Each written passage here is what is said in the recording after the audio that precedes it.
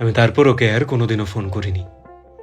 বারবার শুনতে থাকা মিথ্যে, ভীষণ অবহেলার চিহ্ন আর দূরে থাকার গাঢ় কষ্টের মাঝে হঠাৎ একদিন পুরো ভেঙে গেলাম আমি। করলাম না আর কোনো অভিযোগ, লিখলাম না আর সেই বড় বড় মেসেজ। ঘুমোতে না পারা রাত, একদম একলা হয়ে যাওয়া আমি শুকনো পাতার মতো পড়ে রইলাম নিজের ঘরের কোণে। দেওয়ালের গায়ে মুছে ফেলা কান্না আর একদম বিষাক্ত অবশেষের মতো একটা আমি সরে গেলাম অনেক দূরে। আমি আগে ফিরে গেছি, বারবার ভেঙেছি, তবু ফিরে গেছি ঠাঁই পেতে ওর কাছে। কিন্তু এবার যেন কেউ ভেতর থেকে বলল, অনেক হলো, এবার তুমি থামো। যার যাওয়ার সে তো যাবেই তোমায় ছেড়ে। আবার যদি আটকে নিতে চাও, তুমি নিজের চোখে নিজেই যাবে হেরে। আর তাই ওকে আমি আর কোনোদিনও ফোন করিনি।